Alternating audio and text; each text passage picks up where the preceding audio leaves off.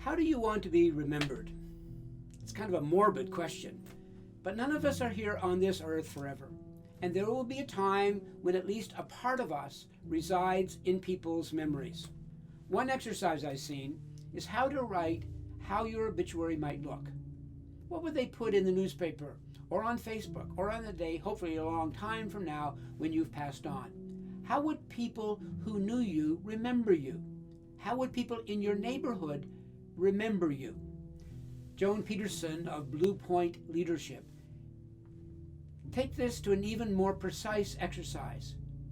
She says, summarize your life in only 6 words. What 6 words might you use? 6 words. That's even way shorter than the Japanese haiku poem. Joan Peterson gives an example of an 11-year-old girl who wrote, cursed by cancer, blessed by friends. Another exercise would be to rewrite your obituary so that it is the obituary you would want to hear. What are your real values? How do you really want to be in the world? Bear in mind that you can have a lot of control over your actions and how you behave. How might you want to behave in order to be worthy of the revised obituary you wrote out? You've heard me use Stephen Covey's quote, start with the end in mind. Bearing this in mind, so long as you are alive, you have a great deal of influence over how you want to be remembered. In the story A Christmas Carol, Charles Dickens reveals the main character, Ebenezer Scrooge, as a thoroughly despicable, detestable man. Scrooge is a miser. He does not care in any way for his fellow human beings. He is detested by all. Through a series of visions, he sees his missed opportunities, his lack of charity.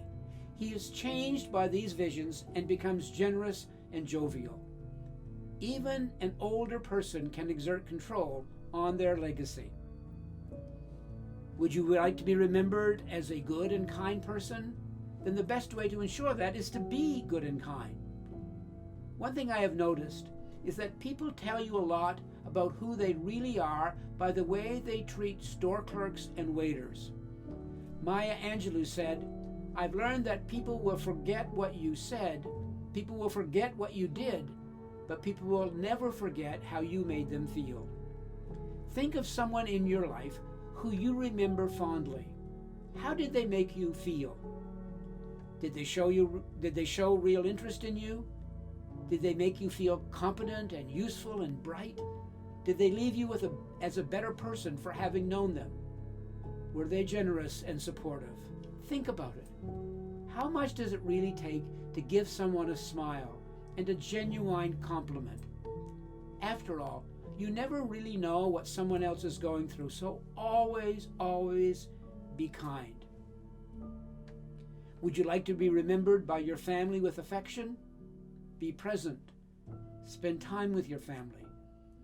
As people reach the end of their journey on earth, they rarely regret having not worked enough overtime.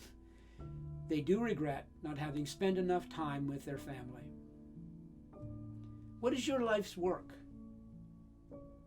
What are you doing to leave the world a better place? How do you treat your coworkers? How are you using your special talents and gifts to contribute? So much of our lives is consumed by a self-seeking rat race. We concentrate on how we can get ahead, or where we'll be in 5 years, or someone else's ideas of success. We measure our wealth in dollars and cents, but at the end of our lives, it's not how many toys, cars, or houses we owned. It's how we treated others and what good we have left behind us.